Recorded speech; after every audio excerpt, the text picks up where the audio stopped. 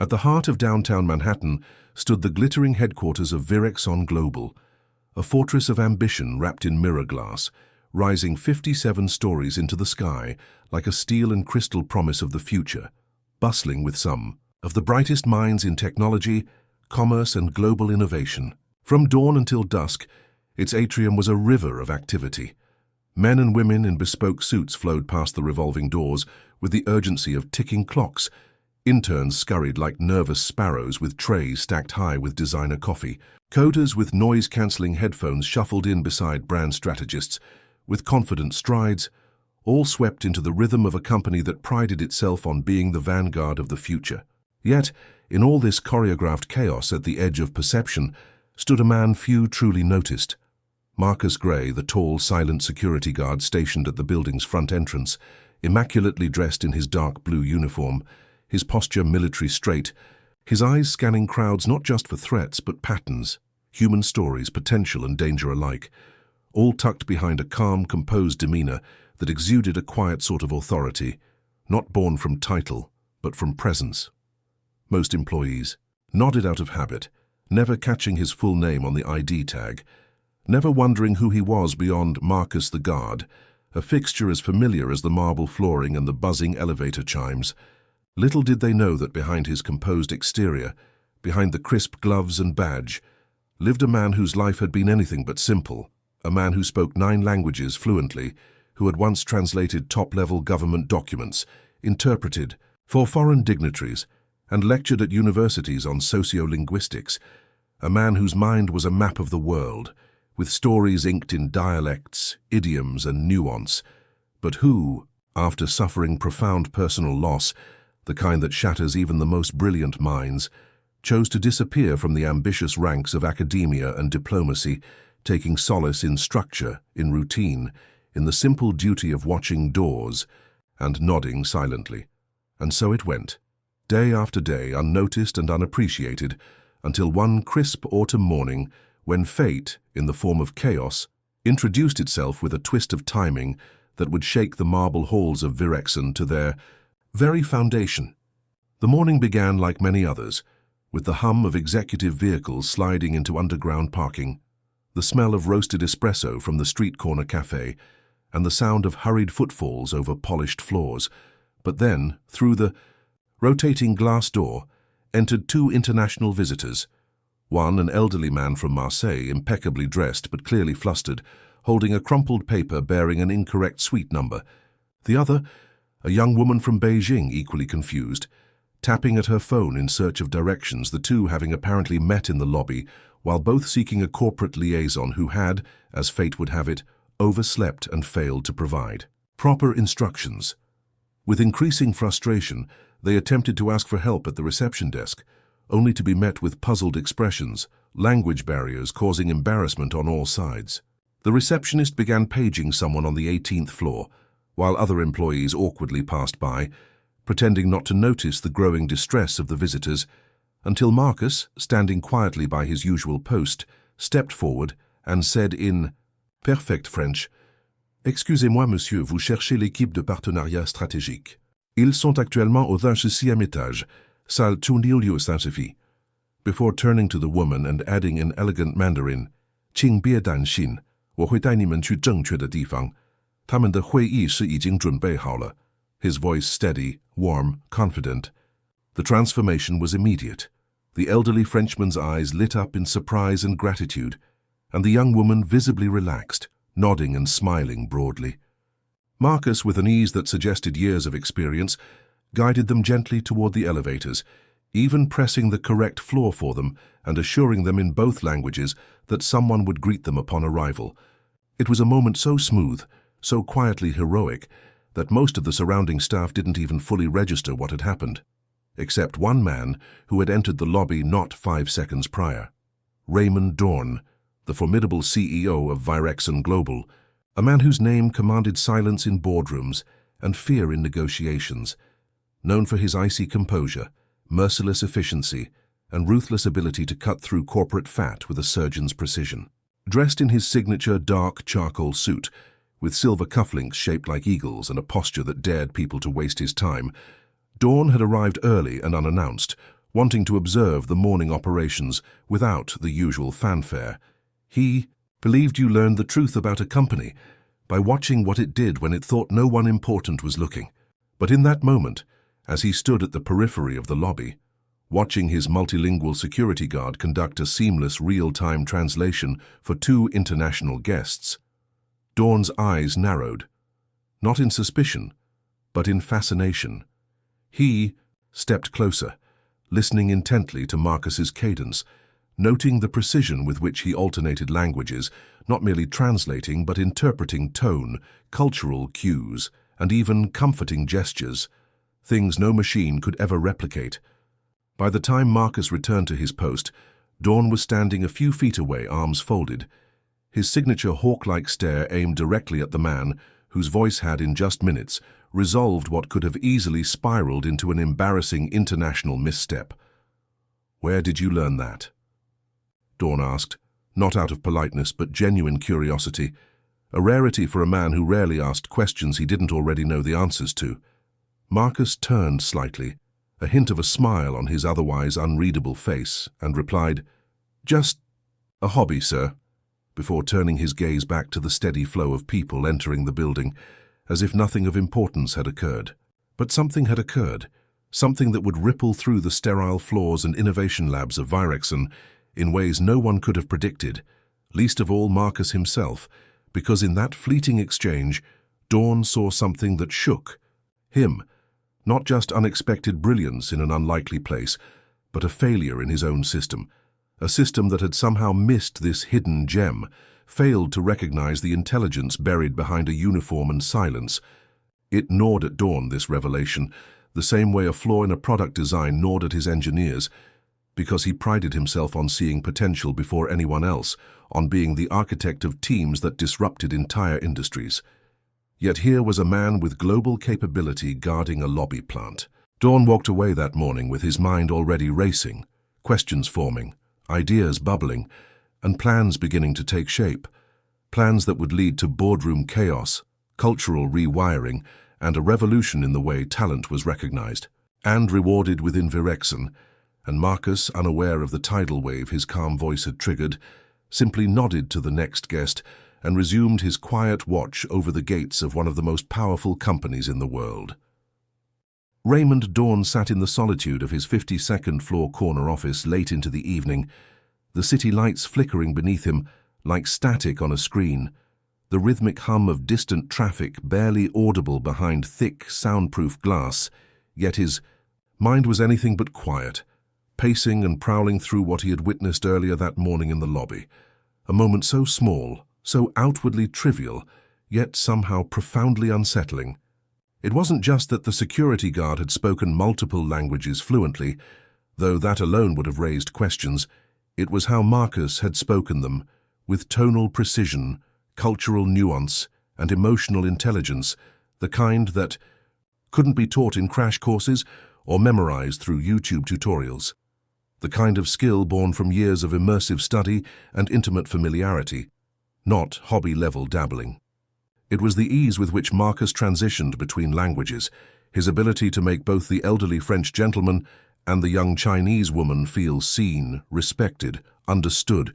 It was, in essence, a masterclass in human connection, and Dawn, a man rarely surprised, couldn't shake the feeling that he had just stumbled upon something monumental, hiding in plain sight. And that gnawed at him like a splinter in his mind. Why had his HR department, with its bloated recruiting arm and state-of-the-art AI screening tools, not noticed a man with such capabilities? How had someone like Marcus slipped through the cracks of a company that prided itself on innovation, on talent, on being ahead of the curve? He picked up his secure line and called in his most trusted fixer, a former intelligence analyst named Eliza Grant, someone who now worked in private vetting for high-level executive appointments, and gave her a quiet, direct order. "I want everything on Marcus Gray. Education, work history, known associates, full spectrum. Discreet." No more than 12 hours later, he had the dossier in his hands, thick and heavy with the weight of untold stories and hidden brilliance. And what Dawn read left him stunned. Marcus Gray, born in Newark, New Jersey, had been a prodigious linguist from a young age, speaking 5 languages fluently by the age of 17, including Latin and Arabic. He'd attended MIT on a full academic scholarship, earning dual degrees in computational linguistics and cultural anthropology, followed by a master's from Oxford and a PhD from the Sorbonne, where he focused on comparative language structures and their effects on cross-cultural diplomacy. But what stood out even more than the impressive academic trail was his time in covert service. Recruited straight out of grad school by an interagency task force operating between the NSA and State Department, Marcus had spent nearly a decade traveling across conflict zones, war-torn regions and fragile diplomatic fronts, serving as an interpreter, intelligence conduit, and, when necessary, cultural negotiator. He was credited with diffusing at least 2 potential international incidents and had earned commendations from 3 foreign governments, all of it scrubbed from public view, buried under layers of red tape and national security walls, but still visible to someone who knew how to dig. And then suddenly, without warning or scandal, he had walked away, resigned his post, disappeared from the federal radar, declined all academic positions offered upon his return, and taken a low-wage job at a community library in Queens before eventually relocating and becoming a security guard at Virexon Global, where he had served quietly, diligently, without complaint for almost 3 years. The file mentioned a wife, Eleanor Gray, an anthropologist and professor who had died in a tragic car accident 7 years prior, a drunk driver, a shattered family, and what one anonymous source described as the light leaving his eyes forever. And it was in that detailed grief that Dawn's understanding of Marcus began to take shape, not as some rogue genius hiding in plain sight, but as a man who had retreated from a world that had both exalted and exhausted him, a world that had taken everything and given little in return. Dawn closed the file, leaned back in his chair, and for the first time in months did not immediately reach for his laptop, but instead sat in contemplation, realizing the magnitude of what he had just discovered, not only the failure of his hiring systems, but the potential opportunity to change the entire course of his company's future by drawing from a well of insight no one else had noticed. The next morning, Marcus arrived as usual, crisp uniform, polished shoes, coffee in hand, ready for another silent day of nods and badge scans, only to be quietly summoned by a suited executive who handed him an access badge and said, "Mr. Dawn would like to see you upstairs." The elevator ride was long, not just in distance but in emotional weight, and as Marcus stepped into the top floor for the first time, he noticed the change in atmosphere: sleek architecture, minimalist design, leather and glass, walls lined with awards and digital displays of global metrics, but also silence, the kind that held its breath before a shift. When he was finally escorted into Dawn's office, the CEO was standing by the floor-to-ceiling window, hands behind his back, looking out over the city like a general before battle.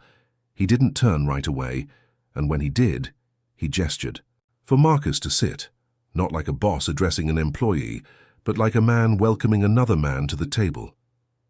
"You speak 9 languages," Dawn began, not as a question but a statement, and Marcus, his voice even, replied, "Yes, sir."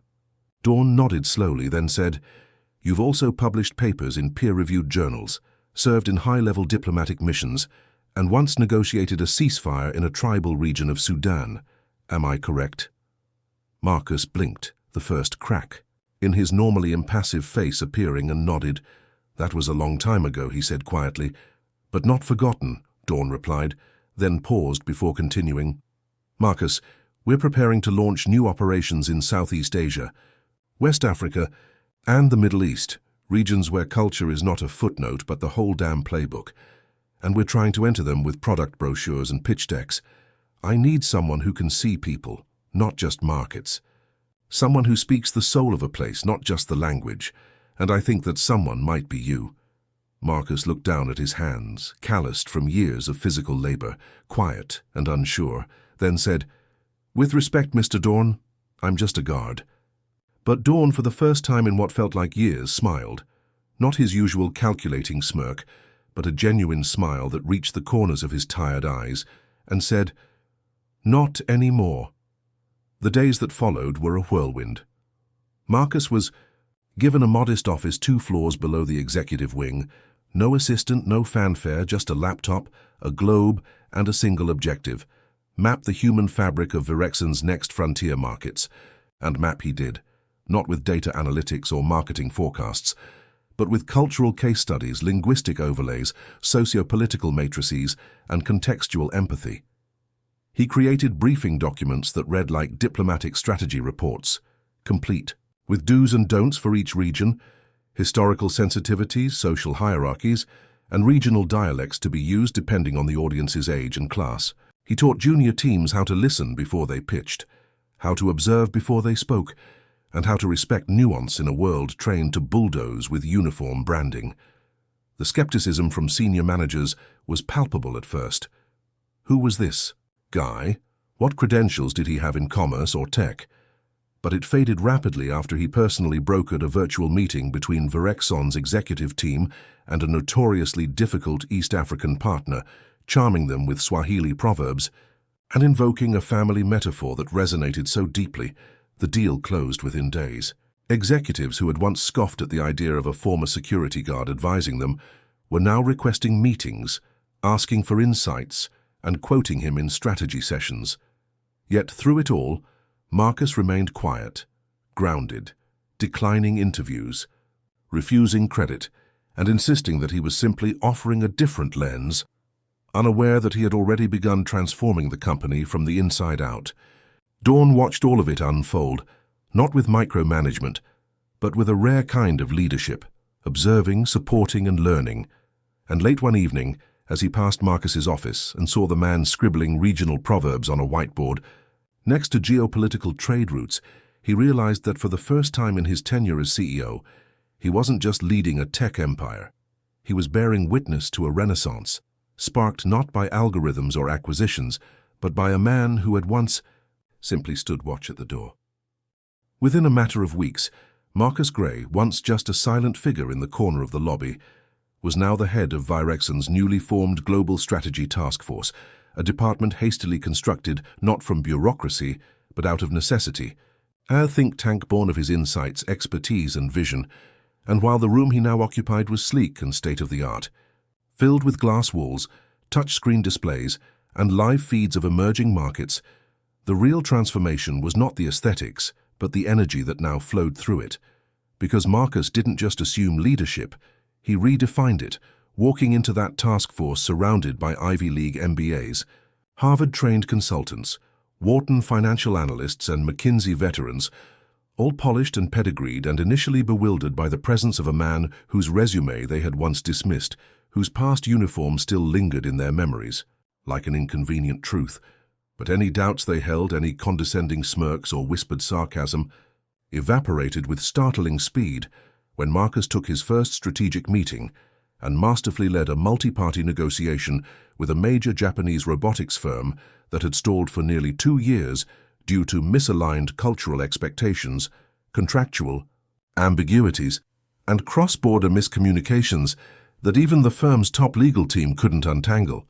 Yet Marcus, sitting at the head of the table in a tailored navy suit, with no title on his name badge, began by addressing each party in their native tongue, Japanese, Korean, and English, switching effortlessly, not just between vocabulary, but tone, cadence, and regional dialects, quoting Edo period proverbs to win over the more conservative stakeholders and using modern slang when engaging the younger execs, all while carefully navigating honorifics, seating protocol, and gift exchange etiquette. Within 90 minutes, what had once been a minefield of mistrust had turned into a billion-dollar partnership with the CEO of the robotics firm, bowing in deep respect and whispering to a colleague that Marcus understood not just our business, but our soul. And word of that moment spread through Virexon's glass towers like wildfire, sparking everything from admiration to panic, as employees scrambled to understand who this man really was, this security guard turned corporate diplomat who now spoke with presidents of foreign banks, startup founders in Sao Paulo, and tribal elders in the heart of Namibia with the same ease, clarity, and grace. And yet Marcus never boasted, never accepted interviews, never once uttered an "I told you so." Instead, he doubled down on his mission to elevate others, working quietly behind the scenes to dismantle toxic hierarchies and introduce reforms. That shifted the very DNA of the company, starting with recruitment, where he pushed hard for blind resume screenings, eliminating names and alma maters from the initial selection process so that candidates were judged purely on merit and lived experience, not connections or polish. He also created a mentorship program for interns and junior staffers, particularly those from underrepresented backgrounds, spending hours each week guiding them not just in strategy, but in navigating corporate politics, cultural etiquette, and personal confidence, telling one intern from Ghana that your accent is not something to hide. It's a doorway to stories others will never know unless you tell them. And it was this mindset, this fierce commitment to human dignity, that began to rewire Virexon from within, transforming it from a cold, data-driven machine into a vibrant, empathetic collective that began to hum with curiosity, humility, and innovation. Departments that had once competed with passive aggression now collaborated across borders. Engineers in Berlin held cultural exchange Zoom calls with analysts in Nairobi, and when a procurement error nearly severed ties with Virexon's partners in Johannesburg, Marcus stepped in personally, delivering a public apology in flawless Zulu, and then continuing the conversation in Afrikaans, not with stiff PR platitudes, but with heartfelt metaphors that invoked family, respect, and legacy. And the South African partners, visibly moved, agreed not only to continue the relationship, but to expand it, citing Marcus as a brother in spirit and in speech. Back at headquarters, staff began affectionately referring to him as the Polyglot Whisperer, a nickname that stuck, even though Marcus himself politely deflected it every time, always redirecting attention to the teams, the mission, and the future. And the cultural shift was not limited to sentiment. It affected profits too, as Virexon saw a 19% increase in retention across global markets. Customer satisfaction scores in Asia-Pacific and Sub-Saharan Africa rose by double digits, and a record number of multilingual first-generation college graduates were recruited into leadership tracks, bringing with them a kind of brilliance the company had previously ignored. And yet, for all his rising influence, Marcus remained grounded. He still rode the train to work, still packed his own lunch, still greeted every janitor and receptionist by name, and more than once he was spotted walking new hires to their desks on their first day, introducing them to others with glowing remarks, often knowing not just their role but their story. This is Priya from Hyderabad. She built a literacy app for kids in her village. Or that's Leo. He's self-taught in machine learning and once coded an algorithm while living out of his car. And it was these acts of unseen leadership, the quiet elevation of others, that slowly began to reshape not just how people saw Marcus, but how they saw themselves, as though his presence cracked a mirror that once reflected only elitism and ego, and replaced it with a clearer image of potential and purpose. Meanwhile, Dawn watched this evolution with a mixture of awe and introspection, recognizing that while he had always seen himself as a forward thinker, it had taken a man from the periphery to show him the blind spots he had ignored for decades. And so he began to change too, holding more open forums, pushing back on old guard executives who resisted inclusion, investing in cultural training not as a checkbox, but as a business imperative, and most importantly, listening, truly listening, to voices he had once tuned out. And perhaps the most telling moment came during the company's quarterly town hall, when Dawn took the stage and instead of leading with financial metrics and growth charts, invited Marcus to speak first. And Marcus, standing in front of thousands of employees on a live broadcast, said only this: a language is not just words, it's a history, a trauma, a dream. When we listen to someone in their native tongue, we don't just understand them, we honor them. And when a company chooses to listen with more than just numbers, it begins to speak the language of the world. The room fell silent, then erupted into applause. Not the polite clapping of corporate protocol, but the thunderous standing kind, the kind that signals not approval, but transformation. And somewhere in that moment, among the claps and tears and renewed sense of purpose, the entire culture of Virexon shifted forever, realigned by a man who once stood silent in a lobby, unnoticed, underestimated, and now stood at the helm of a global revolution, not shouting directions but whispering truths in 9 languages straight into the heart of the world. The morning of the company-wide town hall arrived like a wave of electric anticipation, humming through the glass walls and echoing down the steel corridors of Virexon's headquarters, where whispers of something extraordinary had been building.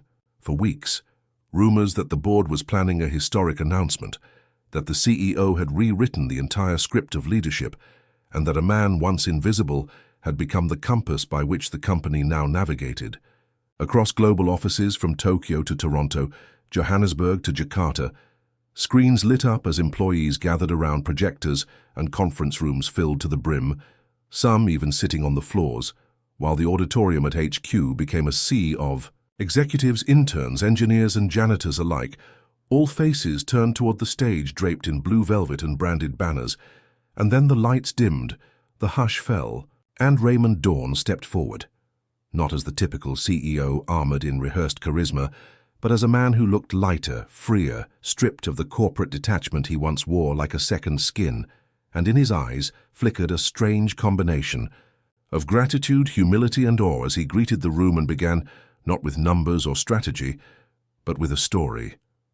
How months ago he had walked past the lobby on what was supposed to be just another ordinary day, distracted, busy, entitled by his own assumptions, until he heard something that stopped him cold, a security guard speaking in rapid Portuguese, then shifting seamlessly into Mandarin, then laughing in soft-spoken Dutch, holding a conversation so elegant, so fluid, that it made Raymond forget the emails on his phone, the board meeting upstairs and the million-dollar deals waiting for his signature. That moment, he explained, was more than serendipity. It was revelation. And from that revelation came the unraveling of every bias he hadn't known he carried, every blind spot he had denied. And as he told this story, pausing for silence, where it mattered most, he gestured toward the front row and every camera zoomed in on Marcus Gray, still in his Navy security uniform, pressed and spotless, a quiet defiance in his refusal to adopt corporate armor, his dignity shining not through symbols of power, but through presence. And as the room caught its collective breath, Dawn spoke the words that would echo through Virexon's halls for years to come. We are who we are today because one man reminded us that genius has no dress code. Today I am proud to announce Marcus Gray as Virexon's new Chief Cultural and Strategic Officer. The gasp that followed was tidal, audible, visceral, followed by a roar of applause that surged from the audience like a dam breaking. Executives standing, interns cheering, janitors wiping tears, and across the world in offices lit by different suns, screens exploded with clapping emojis and stunned silence. For what had once seemed impossible was now undeniable. The security guard had become not just a leader, but the leader, the moral and cultural core of the company. And when Marcus rose, moving with that same deliberate grace that had once gone unnoticed in the lobby, he took the microphone and let the room quiet itself, his gaze sweeping across a sea of upturned faces before he spoke, not with bombast but with truth. Language is just one way we connect, he said, but seeing someone's worth, that's the language that changes everything.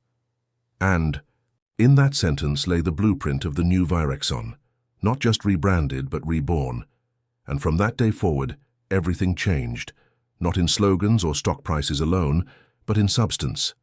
Under Marcus's guidance, the company's internal culture shifted like tectonic plates, cracking open long-frozen structures and letting light pour into the darkest corners, from hiring to promotions, from how meetings were run to who got a seat at the table, because Marcus's first act as CCSO was not to redesign the company's logo or write a vision statement, but to initiate a 3-month internal listening lab where employees at every level, from cafeteria workers to regional directors, were invited to anonymously share stories of exclusion, misrecognition, and overlooked talent.